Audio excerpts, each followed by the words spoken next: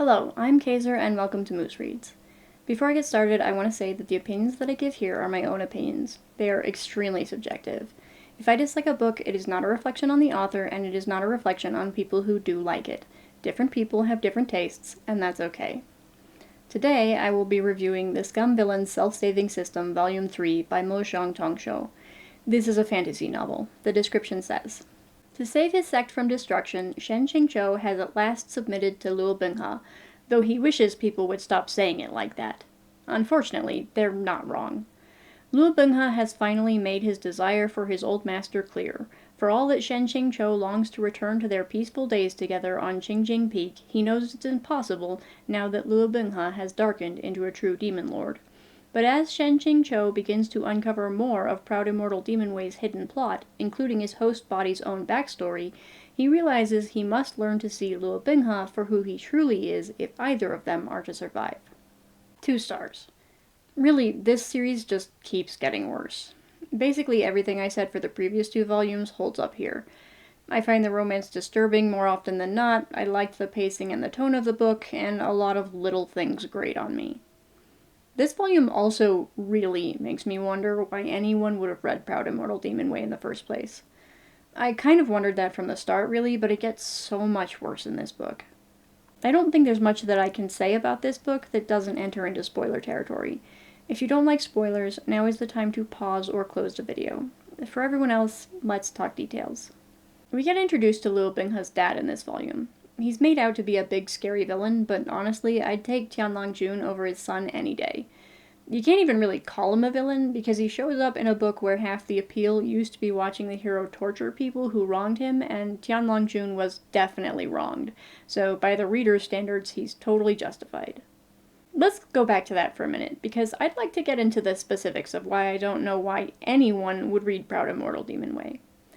Obviously, it's erotica. There's always an audience for that. But sexy ladies aside, the whole thing just sounds so awful to me. For starters, I don't approve of torture. Like, if Luo Binghe wants to kill the people who wronged him, that's fine, whatever. But as soon as he starts torturing people, he's the asshole. Still, that's me. I'm sure other people are all in favor of seeing the little guy turn the tables and the thumbscrews. Only, Luo Binghe doesn't just hurt people who have wronged him. Volume 2 added in the part where he uses people to keep his demonic chi and his sword in check, and this often leaves them crippled, which does not a hero make. And then we get to the end, and Tianlong Jun takes his sword and is going to use it to merge the human and demon realms, which will result in a lot of people dying. Shen Qingzhou says that in the original novel, Luo Binghe does this not as any kind of retribution, but just because it'll make it easier to manage both realms and his harem if they're all together. So that brings us to the worst ending ever. It turns out it isn't Tianlong Jun merging the realms, it's Luo Binghe after all. He's lost the fight with his stupid sword, and now he's merging the 2 realms so that Shen Qingzhou's entire sect will be destroyed and Shen Qingzhou won't have anyone else to pay attention to. Gross. I'll give him a pass because he's under the influence of an evil sword, but it's still fucked up. Shen Qingzhou finally realizes all his stoicism and high-handedness has been hurting Luo Binghe, and that he's made some really stupid choices. So he goes to snap Luo Binghe out of it. How? With terrible sex. Great. And I mean terrible. No lube, no prep, just rough thrusting the biggest dick to ever dick. Actually, no, the terrible sex is just a distraction while the system loads in his plot device.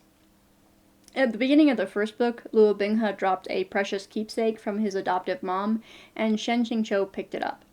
Because it's so important to Luo Binghe, it has the power to eliminate a shit ton of rage.